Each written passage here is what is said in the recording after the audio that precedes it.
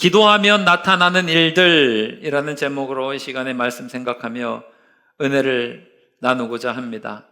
야곱은 오늘 본문 말씀을 통해서 기도하면 어떤 하나님의 은혜가 있는 것인가, 그의 평생의 숙제들이 어떻게 해결되는 것인가, 하나님의 은혜로 나아갈 때, 기도로의 삶을 살 때에 하나님 주시는 복이 무엇인가를 오늘 말씀을 통해서 우리에게 보여주지요. 저는 우리 즐거운 교회가 이 귀한 가을날에 기도로 더 뜨거워지는 교회가 되기를 바랍니다. 하나님 앞에 간절히 부르짖는 기도의 열정이 타오르고 우리 교회가 모일 때마다 오순절 마가의 다락방의 역사가 있기를 바랍니다. 그러니까 이 주일의 예배가 그랬으면 좋겠고, 모든 예배가 그랬으면 좋겠고, 또 특별 새벽 기도회와 가을 심령 부흥회가 그렇게 되기를 바랍니다. 그러니까 우리 교회가 나아갈 길은 기도의 열정이 불타오르는 것으로부터 좀 시작했으면 좋겠어요. 오늘 여러분 말씀 들으시면서 여러분 안에 기도의 열정이 식은 분들이 있습니까? 기도의 자리가 덮여지지 않은 분들이 있습니까? 다시 한번 마음에 그런 고삐를 동여매시고 기도의 자리로 나아가서 사모하는 마음으로 기도의 복을 누릴 수 있는 복된 믿음 되시기를 바랍니다.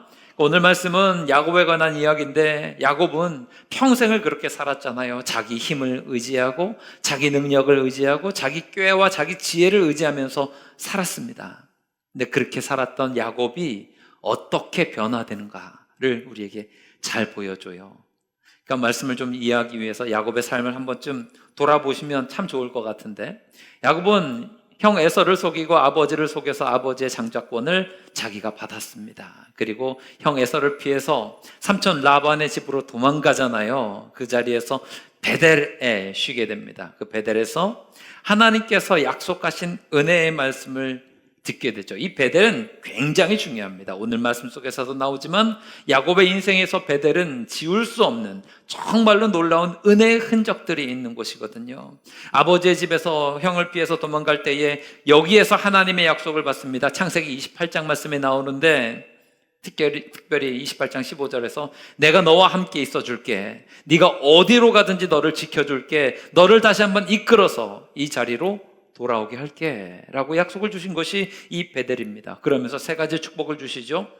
너의 자손들을 번성하게 할 거야, 너에게 땅을 줄 거야, 너가 예배자 되게 만들 거야.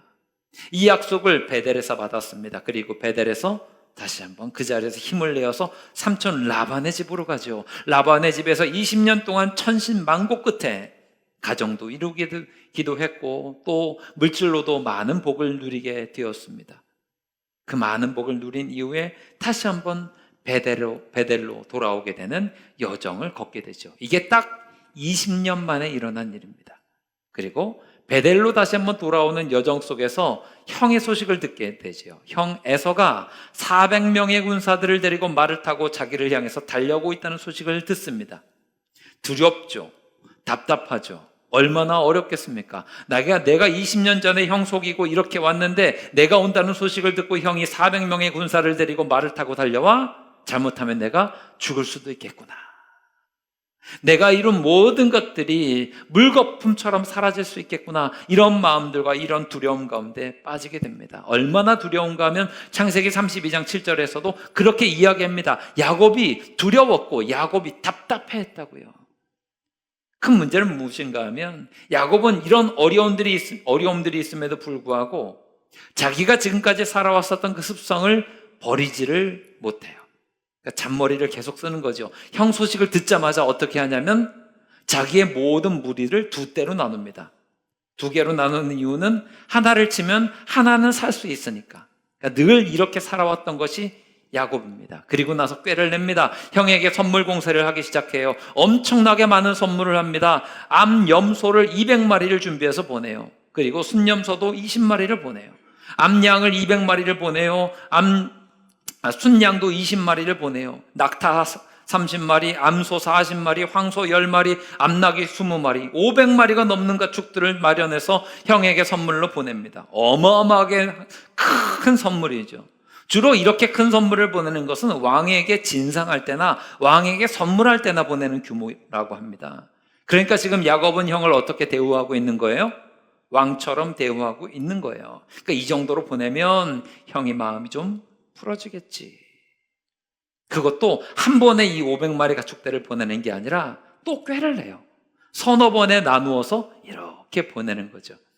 예전에 인터넷에서 어떤 형제의 글을 읽어보니까 이렇게 이야기하더라고요.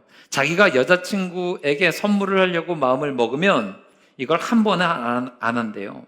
내가 예를 들어서 내 여자친구를 위해서 돈을 열심히 모아서 20만 원짜리 선물을 이렇게 해줄 수 있게 되었어요. 그러면 20만 원짜리 한 번 선물 탁 해주지 않는데요. 어떻게 하냐? 4번에 나누어서 5만 원짜리 하나 주고 또 있다가 5만 원짜리 또 하나 주고 또 하나 5만 원짜리 주고 그 다음에 또 5만 원짜리 준대요. 그러면 자기가 경험해 보니까 이게 효과가 더 좋대요. 그러니까 여자친구가 더 고마워한답니다. 자기 원래 마음은 모르니까 20만 원짜리 한꺼번에 주는 것보다 따로따로 나누어서 주면 더 기분이 좋대요. 우리 여자 성도님도 어떻습니까? 20만 원짜리 한 번이 좋아요? 5만 원짜리 4번이 좋아요?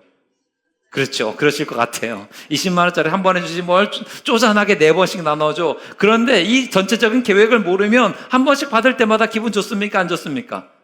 지금 만날 때마다 선물 하나씩 주면 기분 좋잖아요. 야곱이 작전을 짠 게 이거예요. 4번에 서너 번에 나누어서 걸쳐서 주는 거죠. 이게 야곱의 잔머리예요. 그런데 야곱이 이렇게 서너 번에 나누어서 준 이유는 또 다른 계획이 있는 거예요. 성경에서 밝혀지진 않았지만 그런 거죠.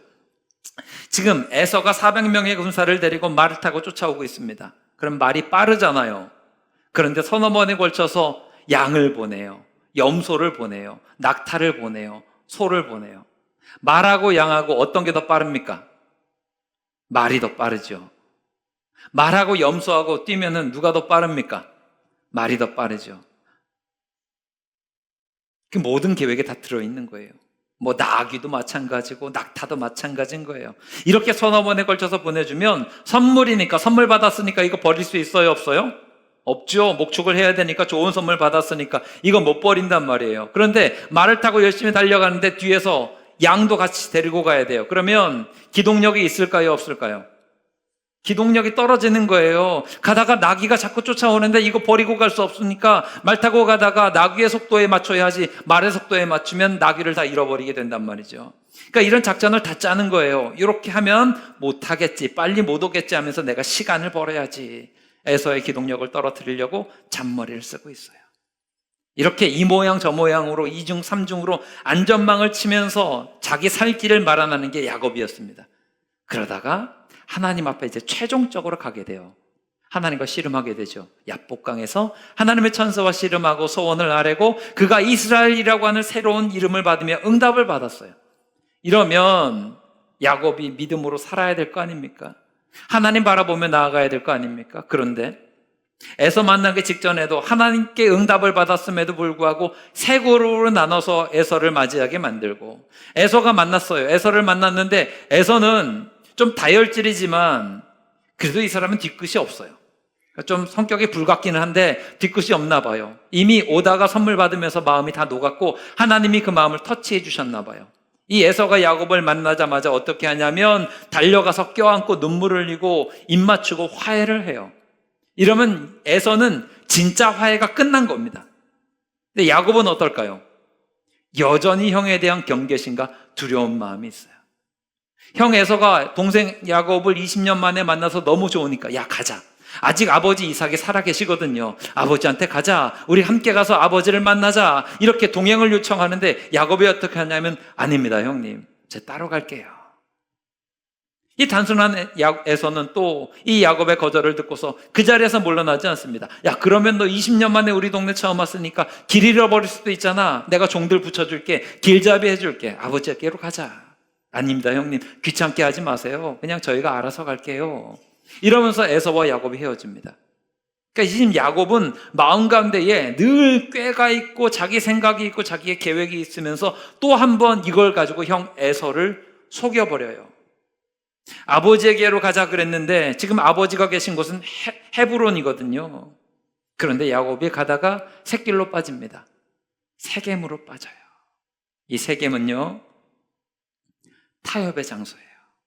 세겜은 자기가 속이려고 작전을 세웠던, 자기 마음대로 살았던 삶의 이 야곱의 삶을 잘 보여주는 장소입니다. 이 세겜이라고 하는 것이 참 애매모호한데요. 왜 애매모호한가 하면 여러분 세겜은 가나안일까요? 가나안이 아닐까요? 이렇게 물으면 세겜은 가나안 땅이 맞습니다. 하나님이 주신 젖과 꿀이 흐르는 가나안 땅은 맞아요. 그런데 세겜은 고향일까요? 고향이 아닐까요? 고향은 아니에요. 애매모호합니다. 가나안인가 가나안이 아닌가? 가나안입니다. 그럼 고향인가 고향이 아닌가? 고향이 아니에요. 하나님이 약속하신 그 자리는 정확히 그 자리는 아니에요. 그런데 그 언저리까지는 가 있어요. 애매모호한 장소가 이 세겜입니다. 그러니까 순종한 것 같지만 불순종이고요. 믿음으로 사는 것 같지만 믿음이 아닌 거예요.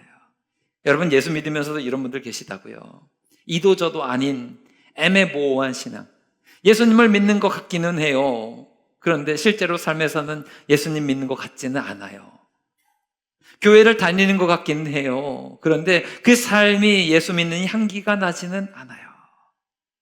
세상 사람들과 그렇게 섞여서 구별되지 않아요. 그런데 이상하게 주일날 11시쯤 되면 어딜 가긴 가요. 세겜입니다. 애매모호한 신앙이라고요. 이렇게 애매모호한 신앙을 가지고 살았던 야곱의 세겜에서의 삶은 어떻습니까? 철저히 세속적이에요. 철저히 자기중심적이고 자기 자신만을 믿고 하나님 기뻐하시는 모습을 다 버린 삶이에요. 이걸 어떻게 할 수 있느냐? 창세기 34장이 세겜에서의 야곱의 삶의 위기를 드러내는데 이 창세기 34장에서는 하나님이라고 하는 말이 하나도 나오지 않아요. 오늘 말씀의 35장에 이르러서야 겨우 하나님 앞에서 기도하고 베델로 올라가라는 그 이야기를 들었을 때 창세기 35장에서는 하나님이란 단어가 23번이나 나와요. 꼭 하나님 이야기해야 되는 것 중요하냐 그렇지 않느냐 이걸 따지는 게 아니라 그것이 보여주고 있는 뉘앙스가 무엇인지 여러분은 아셨으면 좋겠어요. 그렇게 자기 마음대로 살다가 세겜에서 겨우 큰 문제 한번 만나서야 하나님께 돌아옵니다. 자기의 외동딸이었던 디나가 세겜에게서 욕을 보이게 되죠.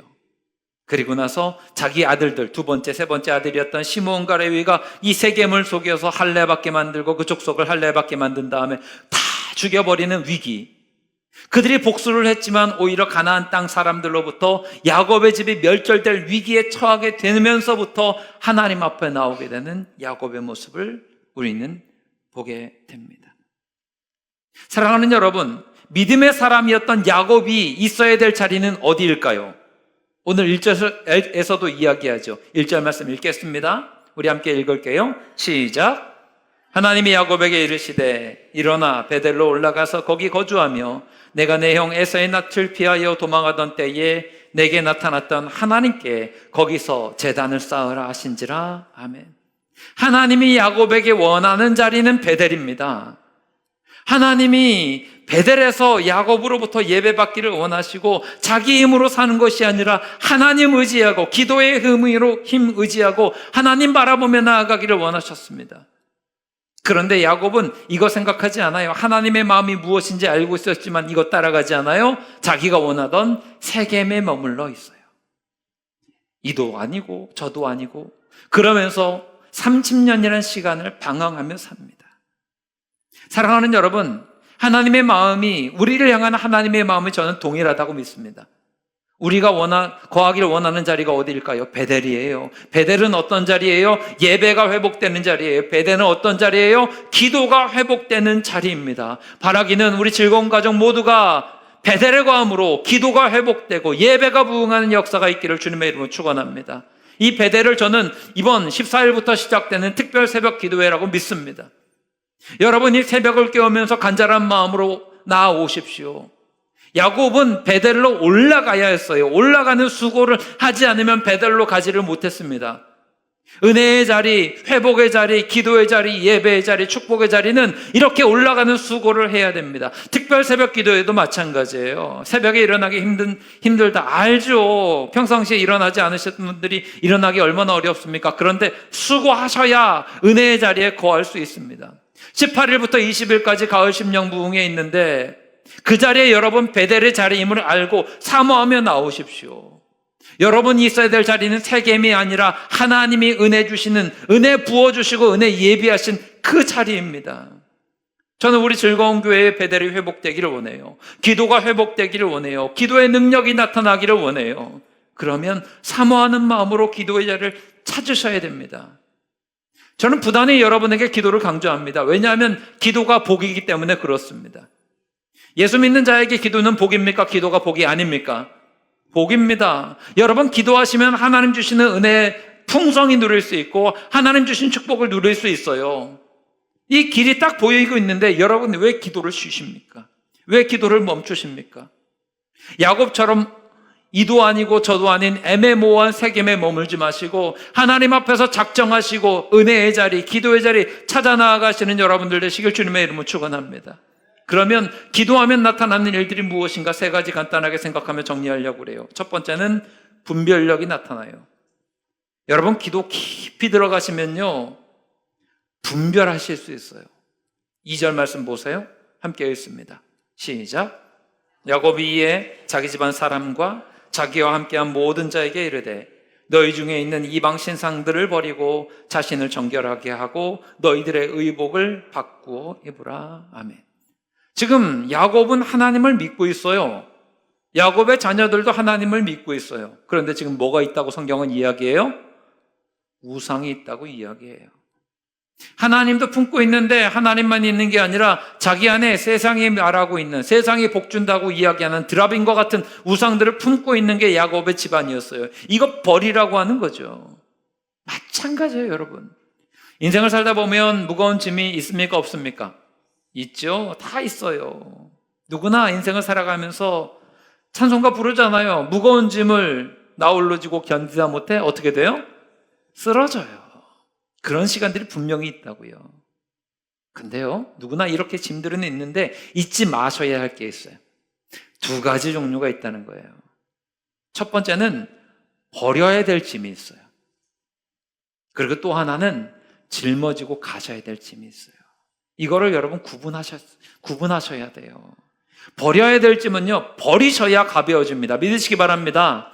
버릴 것들은 과감히 버리셔야 돼요. 분별력 없으면요, 이것도 가지고 있고 저것도 가지고 있고 계속 끌어서 안고 가시려고 해요. 이 무거운 짐 왜 굳이 이고 가시려고 합니까? 기도 가운데 분별력이 있으면 이건 버려야 될 거야. 정확하게 판단이 선다고요. 또 하나, 짊어지고 가셔야 될 짐들이 있어요. 이건 피하면 안 돼요. 이거는요, 능력을 구하셔야 돼요. 각자 여러분들에게 지고 가셔야 될 십자가가 있거든요. 예수님께서 말씀하셨잖아요. 누구든지 나를 따라오려거든 자기 십자가를 지고 나를 따를 것이니라 라고 말씀하셨으니까 이거는 지고 가야 될 짐이거든요. 그러면 어떻게 해야 돼요? 하나님, 지고 갈 수 있는 힘을 주십시오. 기도하시는 거예요. 이러면 힘을 주세요. 그러니까 두 가지 잘하셔야 돼요. 버려야 될 짐은 빨리 버릴 수 있는 분별력, 지고 가야 될 짐은 질 수 있는 능력, 이것들을 잘 구별하셔서 하나님 앞에 나아가셔야 됩니다. 이거 언제 나타나요? 기도 가운데 나타나요. 깊은 기도 가운데 가면요, 야곱에게 말씀하셨듯이 우리에게 알려주시는 때가 있어요. 너 이거 버려야 돼. 너 이거는 내려놔야 돼. 이거 붙들고 가다가는 힘들어. 망해. 깨닫게 만드신다고요. 헛된 세상의 쾌락과 명예욕과 물질욕과 이런 것들 계속 지고 가다 보면 인생만 지치고 힘든다고요. 제가 몇 번 말씀드린 적이 있는데 저희 성전 이전을 하게 되었을 때 결단했던 게 하나가 있었습니다. 그러니까 목사들에게는 약간 이런 책 욕심 같은 게 있거든요. 책에 대한 부심이 있어요. 그래서 책을 이렇게 많이 가지고 있으면 난 좀 괜찮은 것 같아 보이고, 가끔씩 이렇게 책장에다가 책 많이 꽂아놓고 뭐 이런 거 탁 해놓으면 마음이 뿌듯하기도 하고 그러거든요. 근데 제가 이사하기 전에 곰곰이 생각을 해봤습니다. 책을 이렇게 많이 쌓아두고 있는데 뭐 제법 책이 많았는데 이걸 이 중에서 내가 읽고 책꽂이에 꽂아놓은 다음에 다시 읽었던 책은 몇 권이나 되는가 생각해보니까 80%가 채 되지 않아요. 주석서 같은 것들도 보지 않습니까, 목사님? 예, 요즘엔 세상 좋아져서 주석서 전부 다 PDF로 다 가지고 있습니다. 그러니까 주석 찾으려면 그렇게 찾아보는 게 훨씬 더 편리하더라고요. 무거운 그 주석서 이만한 거 꺼내는 것보다. 이런 것들 생각해보니까 먼지만 쌓이고 있어요. 청소만 귀찮아요. 그래서 과감하게 결단했습니다. 전부 다 정리해버리자고. 그래서 이사 오기 전에 책을 다 정리했습니다. 얼마나 아쉬웠는지 모릅니다. 제가 책을 볼 때 저는 지저분하게 보는 편이거든요. 책에다 막 밑줄 긋고 글 쓰고 포스트잇 붙이고 이러면서 했는데도 안 찾아보니까 야, 이거는 내려놔야 돼. 그래서 과감하게 다 정리했습니다. 처음에 보낼 때는 얼마나 아쉬웠는지 몰라요. 이게 중요한 책들 몇 권 빼놓고는 다 정리했거든요. 이게 좀 마음이 너무 아쉽더라고요. 그런데 지금 어떨까요? 생각날까요? 안 날까요? 생각 안 납니다, 여러분. 얼마나 잘한 결정이었는지 몰라요. 이거 버리고 나니까 훨씬 가볍습니다. 사무실 안에 책이 가지고 있는 먼지가 얼마나 큰지 모릅니다. 근데 이거 정리하니까 깔끔하고 먼지도 안 나고, 필요한 것들은 또 사서 보면 되고 빌려보면 되고, 인터넷 서점 들어가서 또 요즘은 다 정기 구독하면서 좋은 책들 볼 수 있거든요. 그렇게 해서 요즘 책 봅니다. 가벼워지더라고요. 이거 내려놓는 거 해보니까 편합니다. 여러분 가운데서도 짊어지고 쓸데없는데 짊어지고 있는 것들 있잖아요. 좀 내려놓으십시오. 기도 가운데 여러분 기도할 때 하나님이 일러주시면 과감하게 결단하실 수 있습니다. 하나님의 은혜를 구하십시오. 기도의 사람들은 버려야 될 것들은 얼마든지 쉽게 버리실 수 있어요. 또 하나, 십자가와 같은 것들 있잖아요. 짊어지고 가셔야 되는 것들. 가족, 여러분에게 주신 사명, 이런 것들 있잖아요. 버릴 수 있어요? 못 버려요. 그럼 구하셔야 돼요. 감당할 힘을 달라고. 마태복음 11장 30절에서 예수님께서 말씀하시잖아요. 내 짐을 지라고. 내가 주는 멍에는 쉽고 내 짐은 가볍다. 왜 쉽고 왜 가벼워요? 하나님의 뜻에 맞는 십자가니까 짊어지고 갈 수 있는 힘을 주시기 때문에 쉽고 가벼운 거예요. 결코 주시는 게 가벼운, 물리적인 무게가 가벼운 게 아니라 힘을 더해 주시니까. 마치 오르막에서 리어커 밀고 갈 때 힘들지만 뒤에서 누군가 2명, 3명이 밀어주면 가볍게 올라갈 수 있듯이 힘 달라고 구하는 거죠. 기도할 때 여러분 이런 분별력 생깁니다. 하나님 앞에서 간절히 기도함으로 여러분의 인생과 믿음을 향한 분별력이 나타날 수 있는 은혜가 있기를 주님의 이름으로 축원합니다. 두 번째로 기도하시면요, 권위가 생겨요. 5절 말씀 보세요. 함께 읽겠습니다. 시작. 그들이 떠났으나 하나님이 그 사명 고울들로 크게 두려워하게 하셨으므로 야곱의 아들들을 추격하는 자가 없었더라. 야곱은 겉으로는 굉장히 성공한 인생 같아 보였어요. 일가를 이루었습니다. 돈도 부족하지 않았습니다. 이방 땅 세겜에서도 열심히 살다 보니까 어느 정도 괜찮은 환경이 되었어요. 그런데 그 권위는 굉장히 왜소해져 있습니다. 세상적으로 성공했을지 몰라도 권위가 없습니다. 아버지로서도, 아버지잖아요. 가장이잖아요. 그런데 아버지로서의 권위도 없어요. 창세기 34장 31절 말씀을 보게 되면 시므온과 레위가 자기 동생 디나가 그렇게 몹쓸 일을 당했다고 세겜에게 복수하잖아요. 그러니까 야곱은 덜컥 겁부터 나는 거예요. 야, 이거 이 땅에 세겜 족속만 있는 게 아니라 가나안 사람들이 있는데 그들이 복수하겠다 그러면 우리가 이루었던 것들, 내가 지금까지 만들어 놓은 것들 전부 다 물거품 되겠구나. 이것 때문에 자식들을 나무랍니다. 시므온과 레위를요. 그러면 아버지가 자식을 따끔하게 혼을 내요. 그러면 아들이 어떻게 해야 되죠? 아버지 잘못했습니다. 우리가 제 혈기에 못 이겨서 그랬습니다. 이거 어떡하죠? 용서해 주세요. 이렇게 용서를 구하는 게 맞지요. 그런데 대들어요. 아니 아버지, 우리가 그럼 당하고만 삽니까? 이런 거예요. 그 몹쓸 짓 한 놈들 가만히 내버려두면 됩니까? 라고 대들어요. 창세기 34장 31절에서 이 시므온과 레위가 그렇게 대든다고요. 아버지의 권위가 없어요. 아들들이 말을 안 들어요. 뿐만 아니죠. 외적으로는 성공해 보였는데 늘 불안하고 두렵게 삽니다. 왜 그래요? 자기는 이방인이거든요. 세겜 족속들 다 무너지고 난 다음에 두려워 떨어요. 저들이 우리에게 복수하면 어떡하지? 저들이 내가 이룬 것들을 다 가져가면 어떡하지? 이러면서 겉으로는 굉장히 괜찮아 보였지만 속으로는 권위가 없는 무너진 인생입니다. 그런데 기도하니까 어떤 일이 벌어지죠? 하나님 앞에 나와서 하나님의 음성 듣고 기도하니까 권위가 생겨요. 아버지로서 가장으로서 야, 우리 베델로 올라가자. 그러니까 다 따라 올라와요. 너희들 가지고 있는 이방 우상들 있지. 드라빔 갖다 버려. 너희들 이상한 장신구 있지. 다 갖다 버려. 그러니까 갖다 버려요. 시므온, 레위 같은 깡패 같은 아들들이 아버지 말씀을 순종하기 시작한다고요.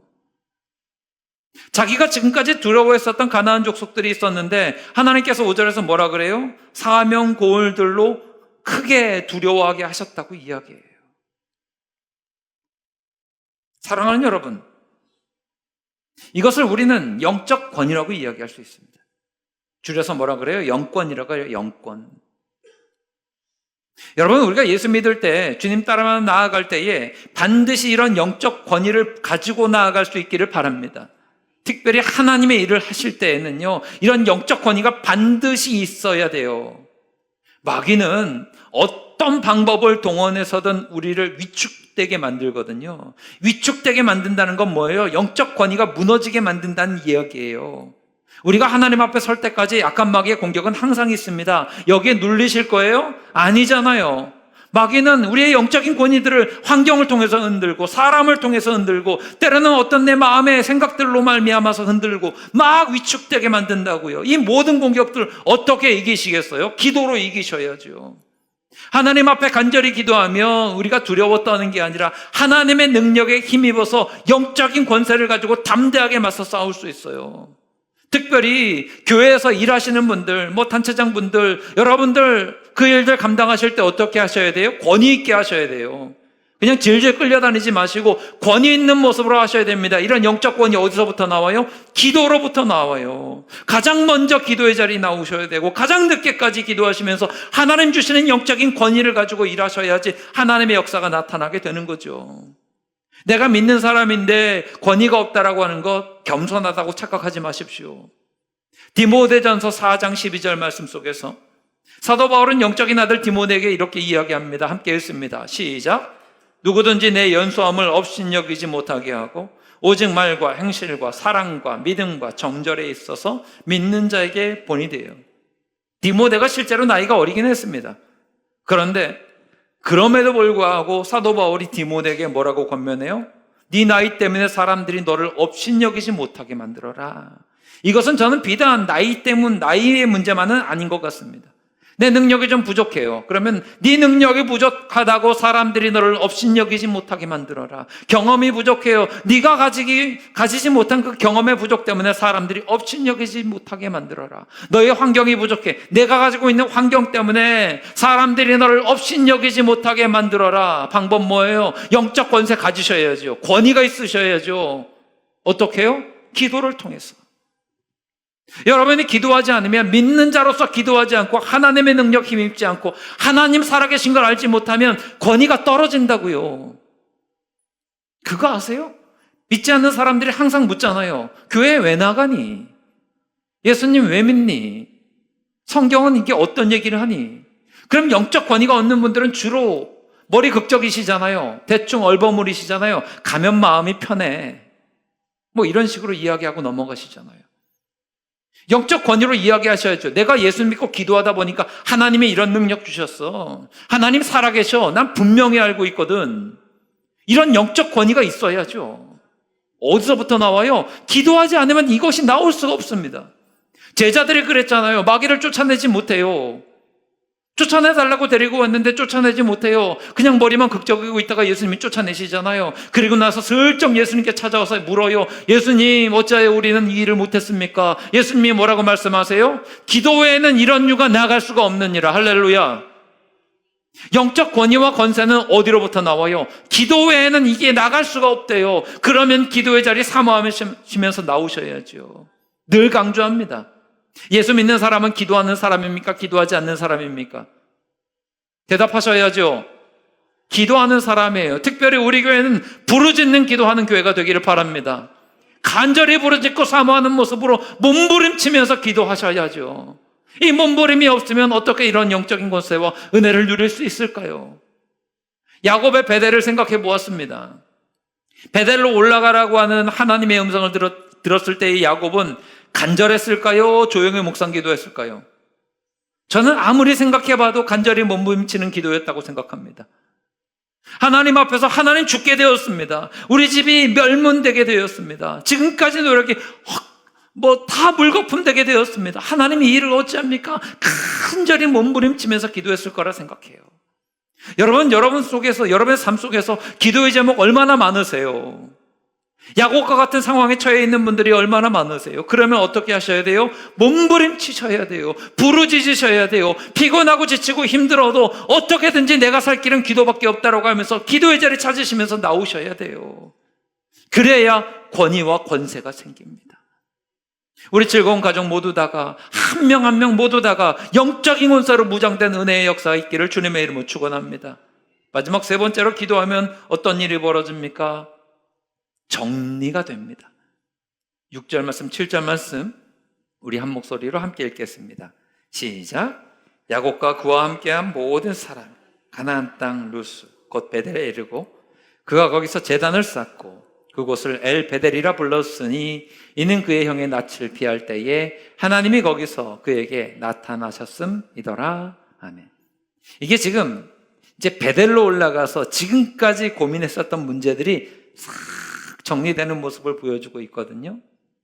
야곱에게는 품고 가야 될 문제들이 너무 많았어요. 버려도 되는데 이게 계속 있었던 문제들이 많아요. 첫 번째, 가정이 좀 문제가 있죠. 형 에서하고 좀 문제가 있잖아요. 형 장자권도 뺐고 아버지하고 어머니도 갈라놓고 뭐 그랬습니다. 가나안 족속과의 문제도 있지요. 또 지금 가정의 상처도 있지요. 뿐만 아니라 야곱 스스로가 가지고 있는 열등감의 문제 또한 있어요. 형 에서하고 쌍둥이인데 자기 조금 늦게 태어났다고 동생이고 장자 못 받고 시기하고 질투하고 세상이 불공평하니 하면서 이런 문제들이 있단 말이죠. 이런 문제투성이의 삶 속에서 지금까지 야곱은 이렇게 생각했습니다. 그 앞에 있는 문제 이거 하나만 해결하면 될 거야 라고 생각했다고요. 그래서 형 문제, 가정 문제 자기 스스로 생각하는 거죠. 그래, 내가 장자권만 있으면 될 거야. 이 열등감도 장자권만 받으면 될 거야. 장자권을 형을 속여서 팥죽 한 그릇에 사왔고 아버지를 속이고 형을 속여서 아버지에게 장자의 축복을 받았어요. 문제가 해결됩니까? 안 됩니까? 해결한대요. 문제가 더 커졌어요. 장자의 축복을 받긴 받았는데 집안에서 도망 나오는 신세가 되었는데 뭐가 해결돼요? 해결이 안 돼요.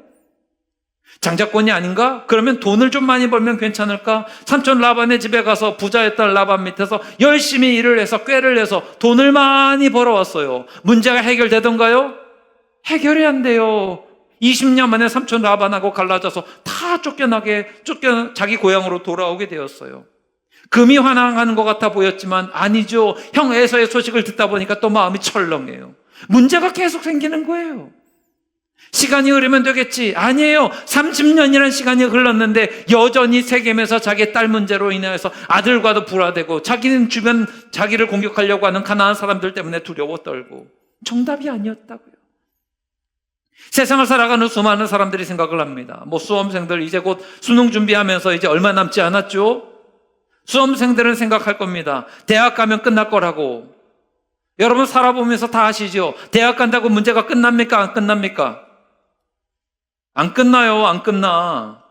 저는 고등학교 다닐 때 여자 고등학교에서 선생님들이 이런 거짓말 했다는 이야기 많이 들었습니다. 대학 가면 살 빠진다고. 들어보셨습니까? 대학 가면 살 빠집니까? 안 빠집니까? 안 빠져요. 안 빠져. 빠지기는 뭘 빠져요. 가서 열심히 다이어트 안 하면 안 빠지죠. 남고에서는 주로 선생님들이 이렇게 속입니다. 대학 가면 연애할 수 있다고. 대학 가면 연애합니까? 못합니까? 못해요. 지가 열심히 노력해야지 연애도 하는 거지. 안 된다고요. 여러분 대학 들어간다고 끝입니까? 거기 안에서 공부는 또 얼마나 많이 해야 된다고요. 졸업하는 것도 시험 봐야 되잖아요. 졸업하면 끝입니까? 취직해야죠. 취직하면 끝입니까? 취직하고 나서 거기에서 자리 잡기 위해서 얼마나 부단한 노력을 해야 됩니까? 결혼은요? 앞으로 자녀는요? 앞으로 인생은요? 정리 안 돼요. 어떤 사람은 그렇게 얘기하더라고요. 돈만 벌면 인생이 정리될 것 같대요. 여러분, 돈 많아서 인생 정리될 것 같으면 부자들은 걱정이 하나도 없겠네요. 근데 여러분, 부자들은 더 크게 고민하고 괴로운 거 아십니까? 그 큰 재벌들도 고민 엄청 많아요. 여러분 생각하지도 못할 거. 어떤 분은 그러더라고요. 그래도 부자 돼서 고민하는 게 나을 것 같다고. 아니에요. 힘들어요. 지난주에 청문회 있는데 정명규 회장 나와갖고 청문회에서 대답하고 하는 거 보니까 참 안쓰럽더라고요. 저 많이 가지신 분이 왜 저렇게 할까? 이렇게 좀 생각이 들어요. 그분은 안 괴로울까요? 가진 거 엄청나게 많은데 괴로울 거예요. 야곱이 우리에게 보여주는 게 이거예요. 지금 눈앞에 있는 문제 이거 해결한다고 인생이 정리되지 않아요. 어떻게 정리돼요? 하나님 앞에 나왔을 때 베델로 올라가야 정리되는 것을 여러분 믿음으로 고백하시기를 바랍니다. 그러니까 제일 중요한 게 여러분 잊지 마세요. 뭐예요? 기도해야 인생이 정리가 됩니다. 여러분들이 기도의 사람이 되셔야 합니다. 그래서 이번 특별 새벽 기도회가 그렇게 중요한 거라고요. 여러분의 인생 가운데 정리되지 않은 문제들 그 시간에 가지고 나오셔서 기도하셔야죠. 가을 심령 부흥회가 중요한 거예요. 여러분의 인생 가운데 쌓아놓고 있는 문제들 하나님 앞에 나와서 간절히 부르짖는 시간 갖는 거예요.